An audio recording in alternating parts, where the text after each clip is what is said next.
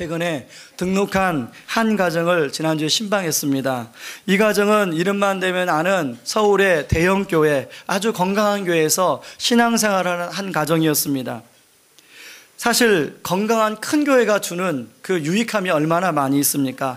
잘 갖추어진 예배 시스템과 환경과 또 주일학교 시스템.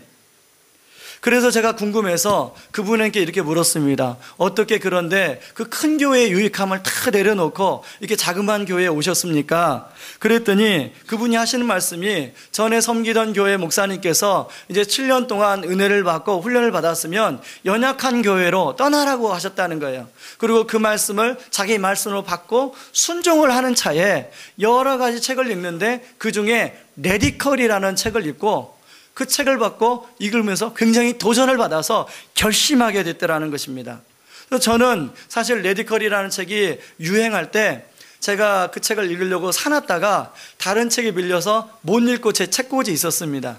그래서 제가 그분을 신방하고 와서 레디컬이라는 내용이 어떤 내용이기에 이분을 그렇게 마음에 그 좋은 환경을 여건을 다 내려놓게 하셨을까? 그래서 제가 집에 와서 읽었습니다.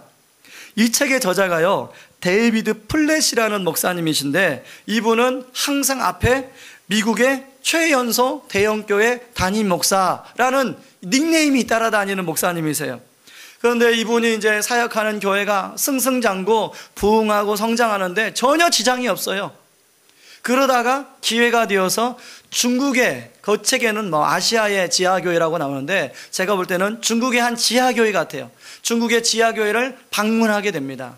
중국의 지하교회 한 10명이 그 창고 같지도 않고 지하에서 예배를 드리는데 어떤 사람은 얼마 전에 관원이 와서 지속적으로 예배를 한 번만 더 드리면 가족들을 가만히 내버려 두지 않다고 협박하고 돌아갔다고 그러고 또 어떤 사람은 자기 지금 함께 신앙생활 했던 그 공동체 멤버들이 끌려가서 온갖 고문을 당하고 있다고 이야기하는데 그런 얘기를 하면서 눈물을 뚝뚝뚝 흘리면서 그 얘기를 하고 마무리 서로를 위해서 기도해 주는데 그 기도가 자기가 이제까지 들었던 어떤 기보다도 뜨겁더라는 거예요. 그 기도, 그 모임에 참여하는 과정 가운데 자기가 섬기던 교회에 성도들하고 오버랩이 되는 거예요. 자기 교회 섬기는 교회는 화려한 조명에 너무나 찬란한 예배 시스템에 너무나 안락한 의자 그리고 넓디 넓은 주차장 예배 드리는데 조금 더 부족함이 없는데 왜 우리 성도들에게는 이런 뜨거운 신앙이 나오지 않을까? 목사님이 고민하기 시작했어요. 그래서 그렇게 고민한 결과 목사님이 이제 5가지 한번 1년만 이 5가지를 우리 각자가 모든 성도가 실천해보자. 그래서 레디컬이라는 어떤 그 이름을 붙여서 우리가 한번 5가지 실천해보는 사항을 정했는데요. 제가 한번 읽어보겠습니다. 첫 번째가 전 세계를 위해서 기도하자. 45억 불신자들을 위해서 날마다 기도하자는 거예요. 두 번째가 말씀 전체를 1년 동안 샅샅이 서로 읽자. 세 번째가 재정을 의미 있는 곳에 쓰기 위하여 희생하자.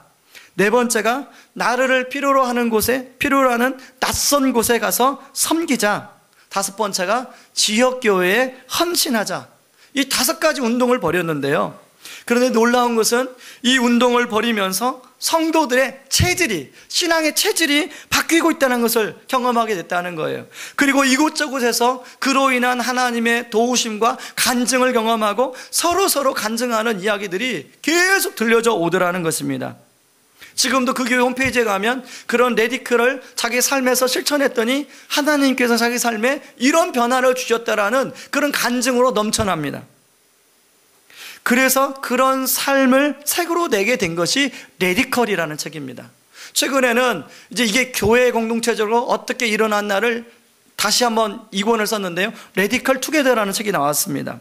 이 책은 출간 10개월 만에 50만 부가 미국에서 판매가 되었고요. 뉴욕타임스 베스트셀러로 31주간이나 진입하는 놀라운 기록을 만들어냈습니다. 미국 교회뿐만 아니라 이 책이 한국에 번역되면서 많은 한국의 성도들한테 좋은 영향을 많이 주고 있어요. 그러니까 그 성도님도 이 책을 읽고 결심하게 된 거예요. 여러분, 저는 우리 성도님 가운데도 이렇게 뭔가 다르게 살아야겠다, 내가 이렇게 살아서는 안 되겠다, 이렇게 결심하는 분이 있는데 오늘 본문에도 그런 사람이 나온다는 것입니다. 오늘 본문에는 룻과 보아스가 등장합니다. 근데 여러분, 룻이 살던 시대는요 사사시대예요. 사사시대는 한마디로 말하면 춘추 전국시대. 사사시대를 잘 표현하고 있는 말씀이 사사기 17장 6절 말씀이에요. 그때에는 이스라엘 왕이 없으므로 사람마다 자기 소견에 옳은 대로 행하였더라. 사사기 21장 25절에도 동일한 말씀이 나와요. 그러니까 사사시대를 배경으로 하는 게 사사기인데요, 사사기 내용은 너무 뻔해요. 하나님 말씀 안 듣고 자기 소견에 옳은 대로 살다가 하나님 앞에 큰 코 다쳐서 이방 민족들에서 이런 어려움 저런 어려움 당하면서 이제 도저히 못 살겠으니 하나님 제발 좀 살려주십시오 하니까 하나님이 사사를 보내서 구원해 주세요. 그리고 또 몇 년간 평화를 유지해요. 그러다가 또 자기네 소견에 옳은 대로 행해요. 그리고 또 어려움을 당해요. 또 하나님께 구해요. 이 삶이 계속 반복되는 게 사사기예요. 그런데 이 삶이 반복돼서 마지막이 회복구로 끝나는 게 아니라 마지막이 12지파 중에 한 지파, 베냐민 지파가 서로 자기들끼리 싸워서 600명의 남자밖에 남지 않는 내용으로 비극으로 끝나고 있더라는 겁니다. 그게 사사시대예요. 그런 사사시대에 사람만 저마다 다 계산적이고 자기중심적으로 행동하는 그런 시대에 법이 없으니까 내가 생각하는 게 법이고 내가 말하는 게 법이고 내 욕심이 법이고, 그런 시대에 우리 지난주에 룻을 살펴본 것처럼, 2주 전에 살펴본 것처럼 룻은 그 당시에 남다른 선택을 했어요. 그 동서에 있던 오르반은 자기 고향을 떠나서 자기 가족들에게로 돌아갔는데 룻은 어머니를 따라왔어요. 여러분, 우리가 2주 전에 살펴볼 때 그렇게 룻의 선택에 하나님께서 축복해 주신다고 그랬잖아요. 그런데 막상 룻이 그 선택을 하고 베들레헴에 와보니까 실제의 삶은 축복이 아니에요.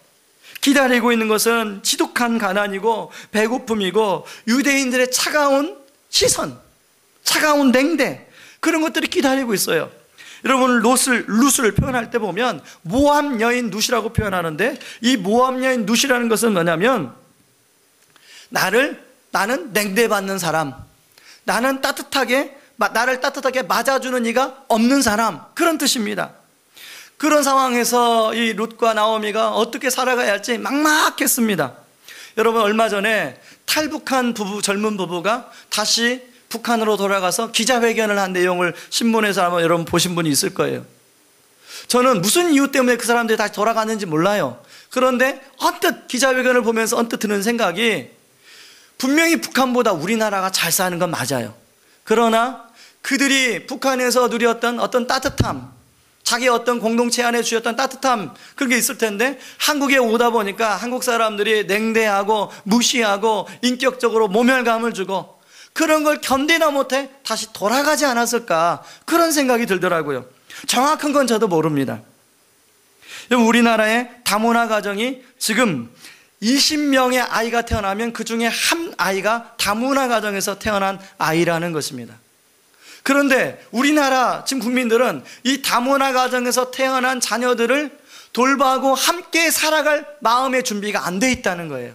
그러다 보니까 이 어린 아이가 자라면서 유치원에 가서 이런 상처를 받고 또 초등학교에 들어가서 이런 상처를 받고, 그러니까 그런 아이들이 나중에 사회의 문제아가 되기 쉽다는 거예요.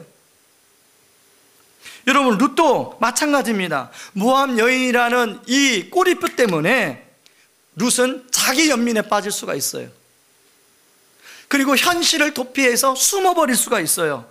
낯선 땅에서 어떻게 살아가야 할지 아는 두려움 가운데 갇혀서 현실을 어떻게 해결해 갈지 모르는 그런 상황에 놓일 수도 있었습니다. 그런데요, 오늘 룻기 2장 2절에 보면 룻이 그렇게 행동하지 않아요. 룻기 2장 2절 말씀을 우리 같이 한번 읽어봅니다. 시작. 모압 여인 룻이 내가 누구에게 은혜를 입으면 그를 따라서 이삭을 주겠나이다 하니 나오미가 그에게 이르되 내 딸아 갈지어다 하며. 여러분, 바른 성경에 보니까요, 이 번역을 부디 어머니 나를 밭에 나가서 이삭을 주울 수 있도록 허락해 주십시오 라고 어머니한테 간청하는 내용이에요. 우리가 생각하기에는 이 나오미가 룻을, 야, 이 젊은 것이 그냥 가만히 누워 먹고 자려고 그래? 가!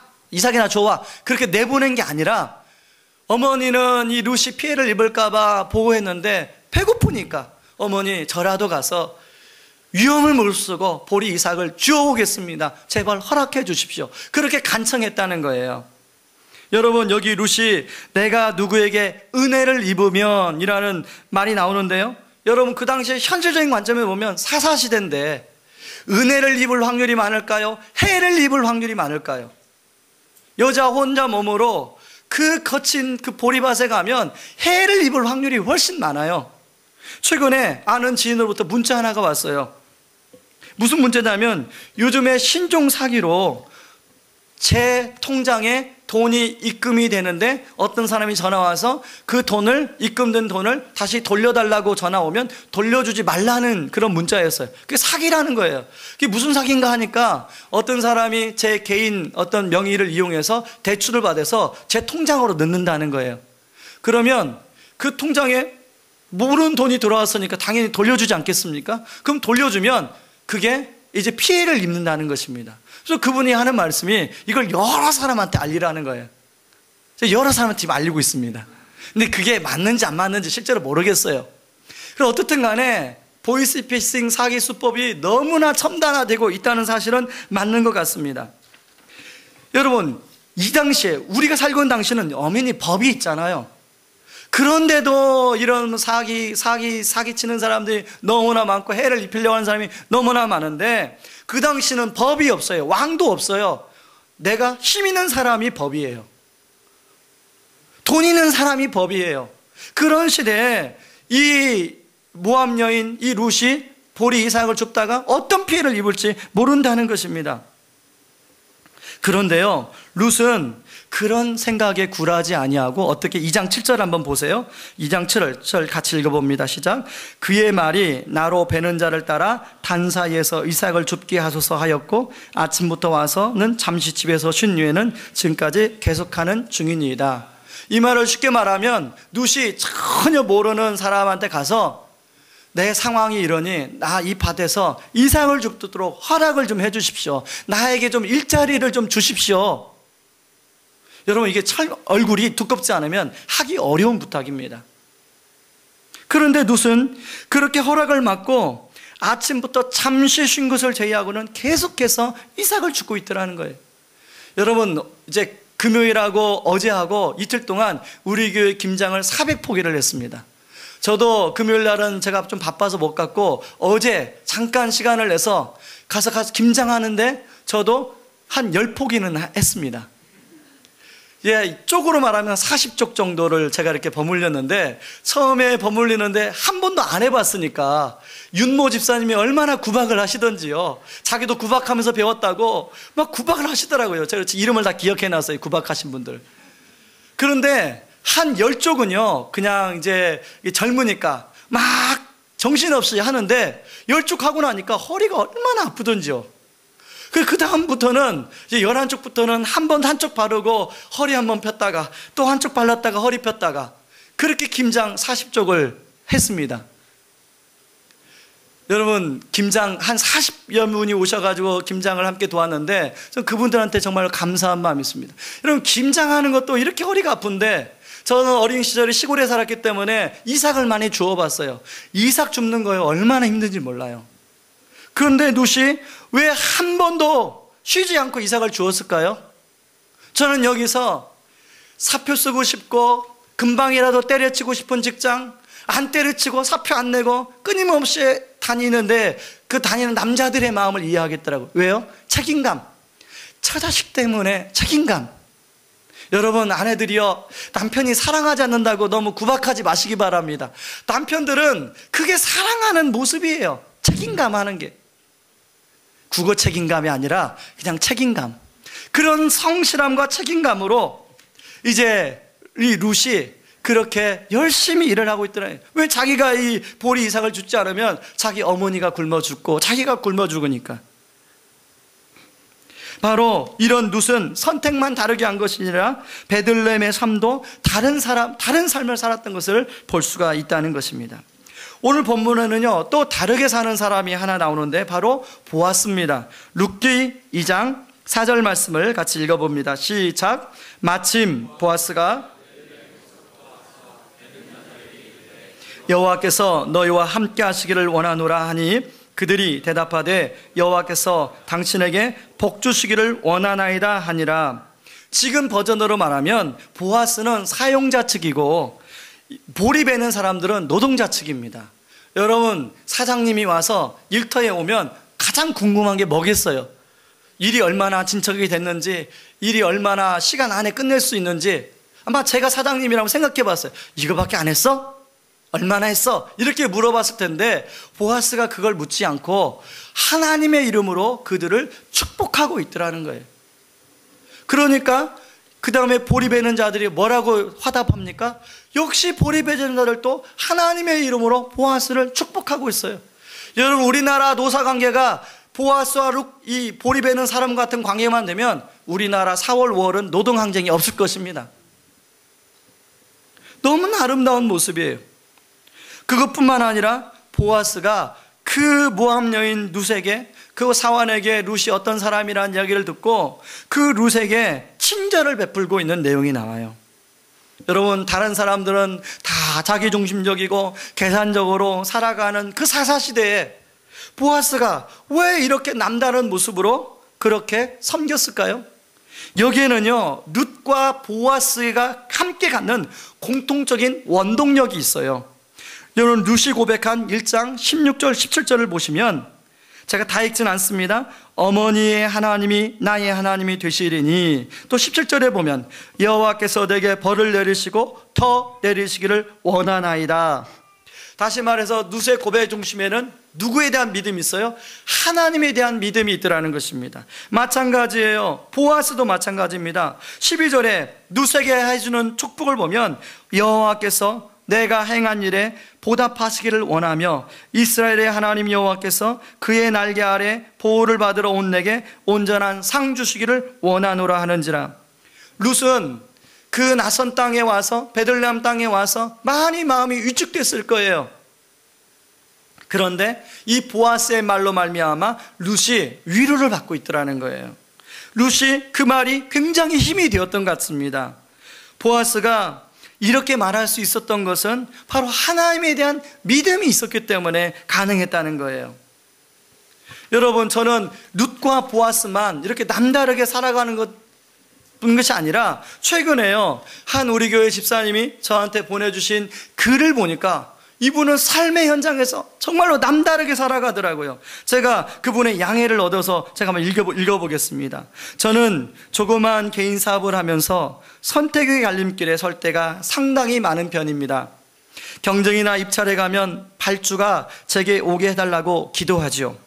발주가 다른 업체로 가게 되면 실망하고 혼란스러워하고 합니다. 어떤 경우는 상대 업체를 접대할 때 주님이 원치 않는 방식으로 갈 때가 많았습니다. 그럴 때마다 거절을 해야 하는 것을 알면서도 이건 어쩔 수 없는 거야 하면서 자신을 위로하고 했답니다. 하지만 지금은 조금은 달라지려고 노력하고 있습니다. 제가 경쟁에서 이기지 못하여도 주님께서 다른 뜻이 계실 거야, 내가 알지 못하는 주님이 인도하심이 계실 거야 하면서 기도하는 습관을 들이고 있습니다. 접대 문화에서도 저 크리스찬입니다 라고 이야기합니다. 처음에는 불이익이 올까봐 많이 두려워한 게 사실입니다. 하지만 그때마다 하나님의 역사가 일어났습니다. 그 역사는 정말 놀라웠습니다. 여기서 다 말할 수 없지만 지금도 이런 선택에서 계속 싸우고 있습니다. 하나님께서 저와 함께 하실 것을 믿고 한결된 선택을 할 수 있기를 기도해 주시기 바랍니다. 여러분, 이 성도님 외에도 다르게 한 삶의 현장에서 나는 다르게 살아가려고 하는 성도님이 저는 많이 계시다고 믿습니다. 저는 오늘 학습, 입교, 세례받는 분들을 어제 문답하면서 그분들에게 학습과 입교와 세례받는 의미가 무엇이냐면, 이제까지 내가 주인 되는 삶의 방향에서 이제는 그 삶의 방향을 전환해서 우리 주님이 내 주인이 되는 삶을 사는 삶의 시작이다. 그렇게 다르게 사는 삶의 시작이다. 그렇게 한결 제가 권면을 드렸습니다. 저는 오늘 학습, 입교, 세례 받으신 분들이 이 믿음의 길을 잘 걸어갈 수 있도록 여러분 기도해 주시기 바랍니다. 그런데요, 이렇게 다르게 살아가는 사람들에게는 하나님이 주는 보너스가 있더라는 거예요. 여러분, 아까 그 말한 집사님의 버전으로 말하면 하나님의 놀라운 역사고요, 또 보아스의 버전으로 말하면 12절에 나온 것처럼 온전한 상이에요. 저는 연말에 여러분한테 보너스 주는 분이 없더라도 우리 하나님이 보너스를 주시기를 주의 이름으로 축원합니다. 그러면 저는 오늘 본문을 통해서 어떤 보너스를 주시나 두 가지를 좀 살펴보기를 원하는데요. 첫 번째는 만남의 축복이라는 보너스를 주신다는 것입니다.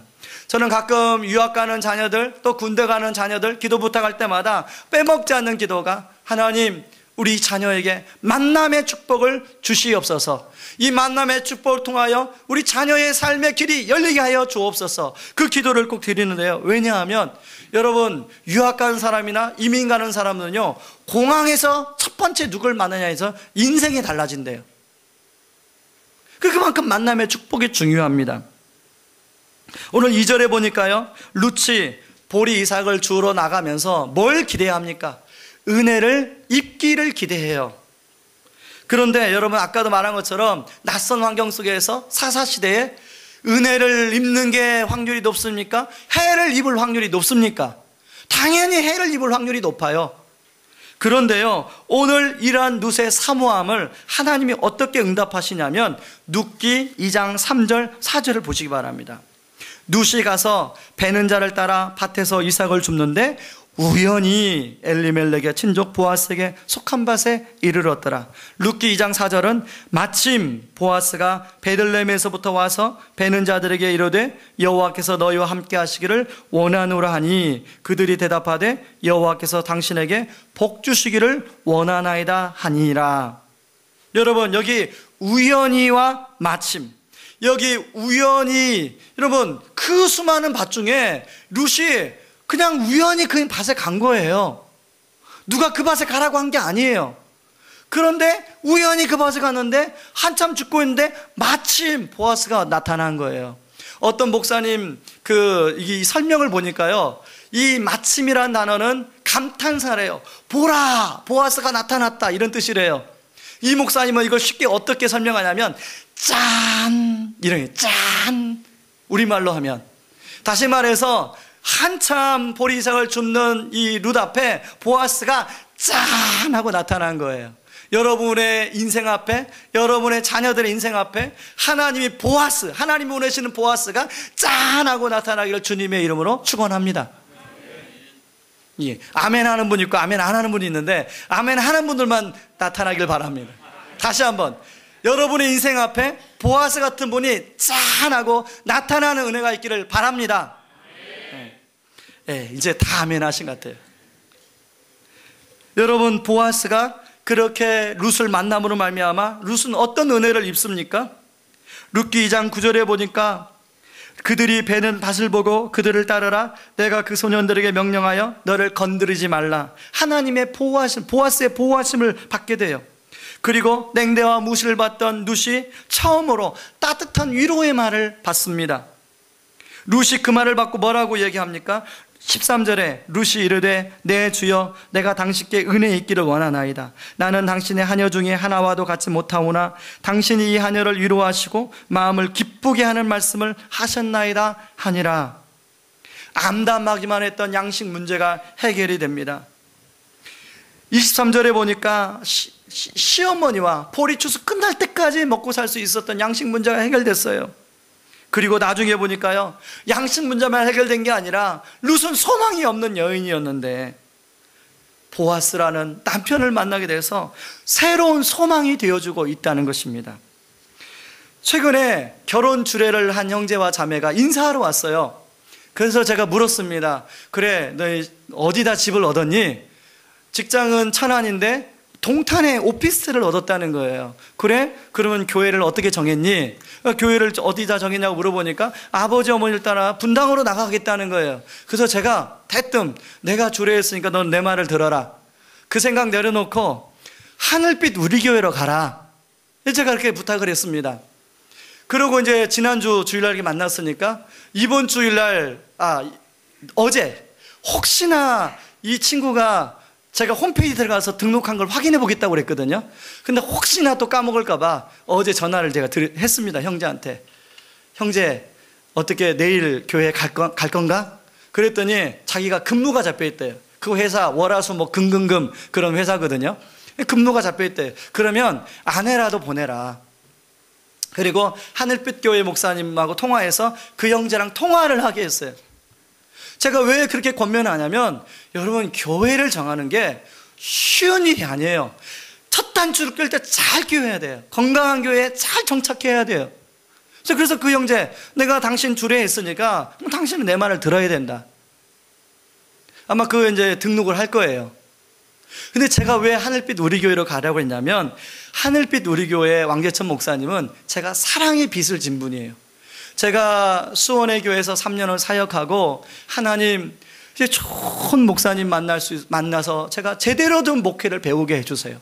하나님, 제가 제자훈련을 이제 알았는데 옥하는 목사님 제자훈련을 제대로 된 교회에 와서 좀 배우게 해주세요 라고 기도하고 있을 때 이제 교회에서 제자훈련 지도자 세미나를 저를 보내줬어요. 갔더니 한 1000명의 목사님들이 모여서 세미나를 하고 있는 거예요.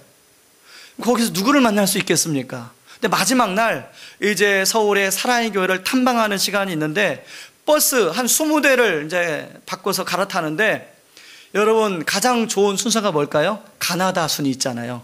가나다 순으로 쭉 앉았는데 제 옆자리에 누가 앉았어요? 왕 목사님이 앉은 거예요.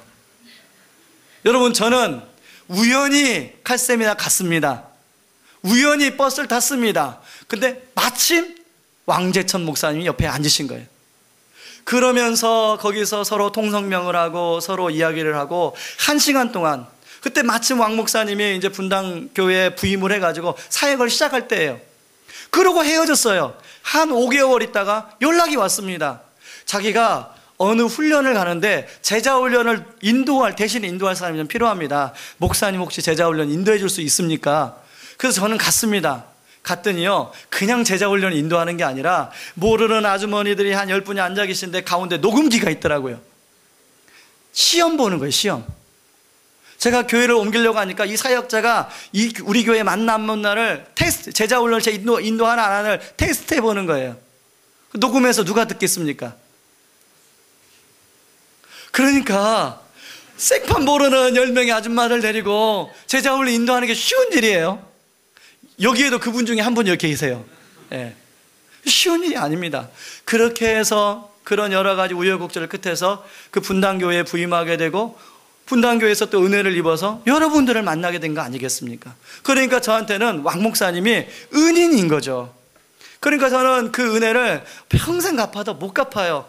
그래서 어제까지 문자를 들으면서 제가 목사님께 은혜를 입어서 너무 귀한 형제자매 보내드립니다. 그랬더니 목사님 웬 은혜? 이렇게 문자가 왔더라고요.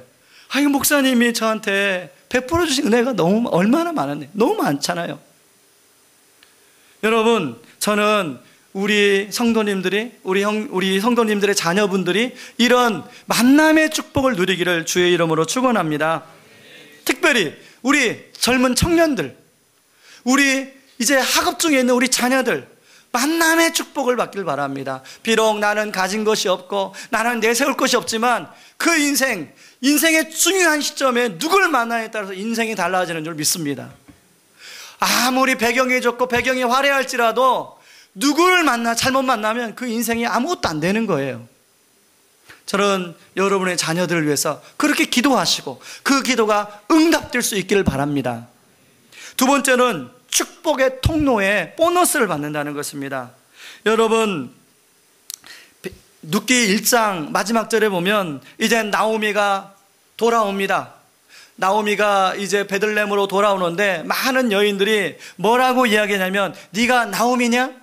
이렇게 물어요. 그러니까 나오미가 뭐라고 반항하냐면, 나는 나오미가 아니라 나를 마라로 불러달라. 나오미의 뜻이 무엇입니까? 기쁨이라는 뜻이에요.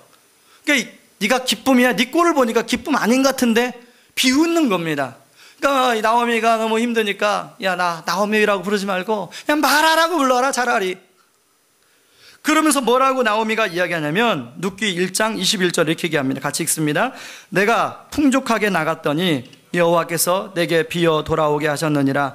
여호와께서 나를 징벌하셨고 전능자가 나를 괴롭게 하셨거늘 너희가 어찌 나를 나오미라 부르느냐 하니라. 나오미는 텅 비어버린 인생이에요. 베들레헴을 출발할 때는 뭔가 그래도 있었어요. 기댈 데가 있었습니다. 그런데 베들레헴에 들어올 때는 기댈 데가 없는 거예요. 텅 비어버린 거예요. 소망이 없어요. 그런데요, 오늘 본문은 그런 텅 비어버린 나오미의 삶에 소망이 없는데 하나님은 룻을 통해서 그 텅 빈 삶을 채우고 있어요.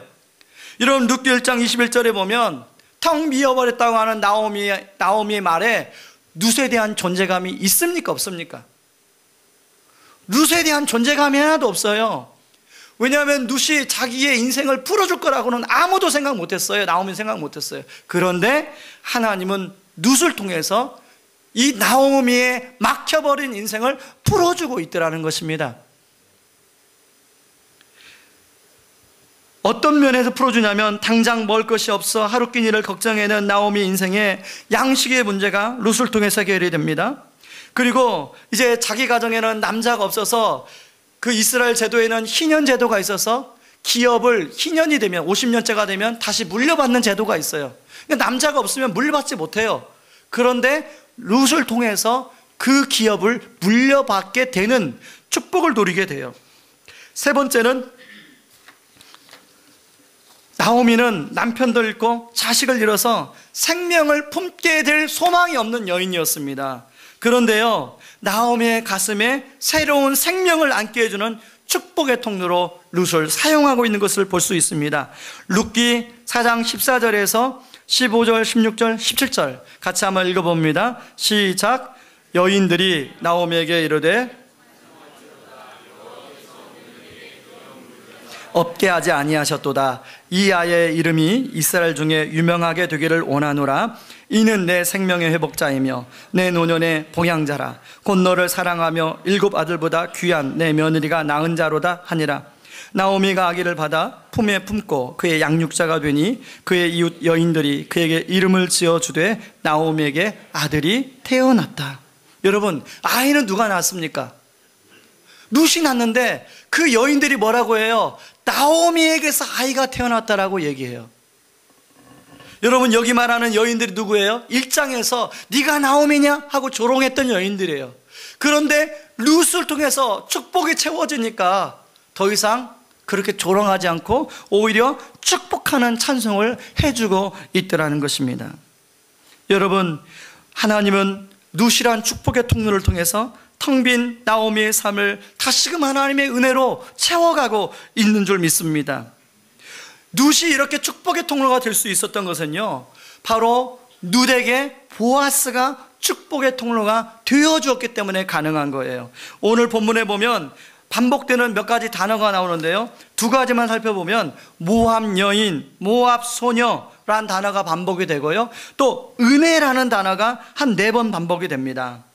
여러분, 룻에게 따라다니는 이 모압 여인, 모압 소녀, 이방 여인이란 말은 은혜를 입을 수 없는 자, 그런 뜻이에요. 룻기 2장 10절, 그러니까 룻이 이렇게 말하죠. 룻이 엎드려 얼굴을 땅에 대고 절하며 그에게 이르되 나는 이방 여인이거늘 당신이 어찌하여 내게 은혜를 베푸시며 나를 돌보시나이까 하니, 룻 스스로도 자기는 은혜를 받을 수 없는 여자라는 것을 고백하고 있어요. 그런데요, 하나님은 그러한 룻에게 보아스를 통해서 은혜를 베풀고 계시더라는 것입니다. 그리고 보아스는 그런 축복의 통로로 쓰임을 받고 있더라는 거예요. 보아스가 룻의 양식을 해결해주는 축복의 통로로 쓰이고 있고요, 잃어버린 기업을 찾아주는 축복의 통로로 쓰임받고, 또 룻과 보아스의 사이에서 다윗 왕이 태어나서 그 사사시대의 어두컴컴한 사사시대에 새로운 여명을 받게 하는 그런 놀라운 시작을 선포하고 있더라는 것입니다. 여러분, 바라봄의 법칙과 바라봄의 기적을 쓴 주대준 장로님을 혹시 아신지 모르겠습니다. 이분은 청와대 경호실 차장을 거쳐서 지금 명예퇴직을 하고 카이스트 부총장으로 지금 그렇게 계시는 분입니다. 이분이 인터뷰한 기사를 보니까요, 이분의 배경이 이렇습니다. 자기가 어릴 때 어머니, 아버지가 다 돌아가셔서 고아로 자랐어요. 그래서 초등학교, 중학교, 학교를 제대로 못 다니고 고등학교 검정고시로 패스했습니다. 어떻게 해서 국방부에 이제 전산과에 들어갔다가 일을 성실하게 하니까 청와대에 착출이 됐어요. 그래서 열심히 컴퓨터와 함께 자기 일생을 보냈어요. 그런데 거기서 일을 열심히 하니까 경호실로 또 이분이 착출이 됐어요. 그래서 경호실 차장이 됐는데 그의 글에 보니까 이런 말이 나옵니다. 두고 봐라. 청와대에 왔으면 적당히 해야 되는데 너는 너무 예수밖에 몰라서 언젠가는 잘린다. 그런 얘기를 숱하게 들었다는 것입니다. 그런 위협과 어려움 속에서도 저는 제가 믿는 하나님이 살아계시고 저와 함께 하심을 믿었습니다. 여기 온 것도 제 능력이 아니라 하나님께서 파송하신 것이니 그 사명에 생명을 걸고 임무를 완수하면 그 뒤에는 하나님께서 존귀하게 사용하신다는 믿음이 있었죠. 여러분, 그런데요, 이분이 잘리지 않고 경호실 역사 이래로 최초로 노무현 대통령이 노무현 대통령 할 때도 경호실 차장을 했고 정권이 바뀌면 경호실은 다 물갈인데 이분만 특채로 다시 돼서 이명박 대통령 할 때도 경호실 차장으로 이분이 2년 연속 근무를 하게 됐답니다. 그리고 경호실 창단 이래로 처음으로 명예퇴직을 하는 유일무이한 사람이 되었다고 그래요. 명예퇴직, 60세 되니까 명예퇴직을 했는데 갈 데가 있었습니까? 없었습니까? 카이스트에서 교수로, 안보 분야, 보안 분야의 교수로 초청해서 카이스트의 지금 부총장으로 하나님이 그렇게 사용하시더라는 거예요. 그런데 자기를 왜 이렇게 축복으로 인도해 주시나? 이분의 인터뷰에 보니까 이렇게 자기가 그런 것을 누리고 하는 것도 중요하겠지만 자기가 청와대에 갔을 때 하나님께 소명한 게 뭐냐면, 하나님, 저를 통해서 이 청와대에 있는 사람 늘 얼마나 신경 쓰고 머리 아프겠습니까? 예수 믿고 구원받게 하여 주시고 저를 축복의 통로로 사용하여 주시옵소서. 카이스트에 가서도 젊은 청년들 얼마나 머리가 비상합니까? 그런데 카이스트 애들 얼마나 자살을 또 많이 해요. 인성이 메마르고 감성이 메마른 아이들에게 예수 그리스도의 사랑을 심어주고 하나님의 사랑으로 그들을 돌보니까 축복의 통로가 그 아이들에게 흘러가고 있더라는 거예요. 저는 우리 성도님들의 자녀들이 만남의 축복만 누리는 게 아니라 이런 축복의 통로의 은혜를 누리길 수 있기를 주님의 이름으로 축원합니다. 한 가지 참 제 인생에 감사한 게 있는데요. 제가 이제 전에 교회 사역자들이 지금 한 50명, 저 있을 때 50명이었는데 지금은 좀 더 늘었을 거라고 생각합니다. 그런데 하나님의 은혜로 제가 추천해서 사역을 했던 목사님이 6분이세요. 이걸 별로 여러분 안 놀라시는데, 전에 제가 사역하던 교회는 신학생들이 가장 사역하고 싶은 선망 1위예요, 교회 중에. 그렇기 때문에 사역자를 뽑을 때 그냥 뽑지 않아요. 추천했다 그냥 추천했으니까 아 그래? 그렇게 뽑지 않아요. 추천해줘도 그 사람을 다 뒷조사하고 1차, 2차, 3차 시험 다 봐서 그렇게 뽑습니다. 다른 사람들은 1명 내지 2명 많아야. 그런데 6분이 거기서 제가 추천해서 6분이 그렇게 사역할 수 있는 게 너무나 저는 감사하더라고요. 왜 그런가? 제가 곰곰이 생각해 보니까 제가 젊은 청년 때 성경을 처음 읽으면서 창세기 12장 2절 3절을 읽으면서 창세기 12장 2절 3절에 어떤 내용이 나옵니까? 아브라함이 복의 근원이라는 내용이 나와요. 하나님, 저는 가진 게 하나도 없습니다. 저는 하나님 가정 환경이 너무나 불우합니다. 사람들보다 경쟁이 되지 않습니다. 그러나 하나님 말씀 붙들고 살겠사오니 제 인생이 아브라함처럼 복의 근원이 되게 하여 주시옵소서. 하나님, 제가 축복의 통로로 저만 축복받는 것이 아니라 저를 통해서 다른 사람들이 축복의 통로로 쓰임받는 사람 되게 하여 주시옵소서. 그렇게 기도했던 것이 생각나더라고요. 여러분의 자녀들이, 여러분의 인생이 만남의 축복만 누리는 것이 아니라 그런 축복의 통로로 쓰임받을 수 있는 은혜가 있기를 바랍니다. 지난주에 교장선생님과 식사교제를 하는 시간을 가졌습니다. 교장선생님이 한참 식사교제를 하는데 목사님은 교회가 부흥하고 성장하면 정말 하시고 싶은 사역이 뭐예요? 라고 물어보시는 거예요. 그래서 제가 지난주에 저희는 이 의왕 지역에 사는 분들에게 과일을 39박스를 함께 나누는 행사를 했습니다. 교회가 성도 숫자가 늘어나고 교회가 부흥하면 이제 더 많은 사람들에게 그런 혜택이 돌아가겠죠. 그리고 더 많은 선교사님들을 섬기게 되겠죠. 더 많은 구체적이고 세밀한 사역들이 일어나게 되겠죠. 특별히 생각해 본 게 없습니다. 그런 다음에 제가 또 말씀드렸어요. 그런데 교장선생님, 저희 교회가 이 학교에 들어오면서 이 학교가 정관이 미션스쿨로 바뀌지 않았습니까? 저는 늘 하나님 앞에서 기도할 때마다 그것에 대한 부담이 있습니다. 하나님이 이 우성고등학교를 이제 무늬만 미션스쿨이 아니라 진정으로 교회가 어떻게 이 학교를 잘 섬겨서 아름다운, 믿는 사람이나 믿지 않는 사람이 다 누구나 자기 자녀를 보내고 싶은 좋은 학교가 되는 꿈이 제 안에 있습니다. 하나님이 그런 부담을 저 안에 기도하면 줍니다. 그렇게 제가 말씀을 드렸어요. 여러분, 그런데 그런 학교가 되는 게 여러분 저 혼자 노력으로 됩니까? 우리 성도님들이 함께 해야 이 고등학교가 그런 학교가 되는 줄 믿습니다. 여러분 앉아있는 자리가 그냥 은혜 받는 자리가 아니라 여러분 앉아있는 자리가 은혜의 자리이기도 하지만 축복의 통로의 자리가 되기를 주님의 이름으로 축원합니다. 이 시간에 그런 마음으로 같이 한번 찬양하고 좀 기도하기를 원합니다. 세상 흔들리고 사람들은 변하여도 나는 주를 섬기리. 주님의 사랑은 영원히 변하지 않네. 나는 주를 신뢰해. 여러분, 이 세상은 흔들립니다.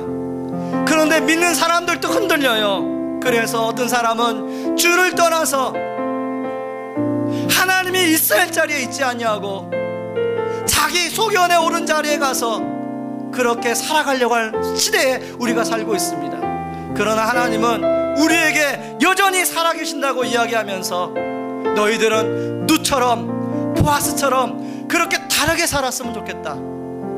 너희는 정말로 내 하나님의 자녀처럼 다르게 살았으면 좋겠다. 그러면 내가 너희들과 함께 할게. 너희들에게 온전한 상으로 보너스를 줄게. 그 말씀이 오늘 말씀이에요. 저는 이 찬양 부를 때 그 하나님의 간절한 그 원하심이 여러분의 가슴 안에 울림으로 남기를 바랍니다. 같이 찬양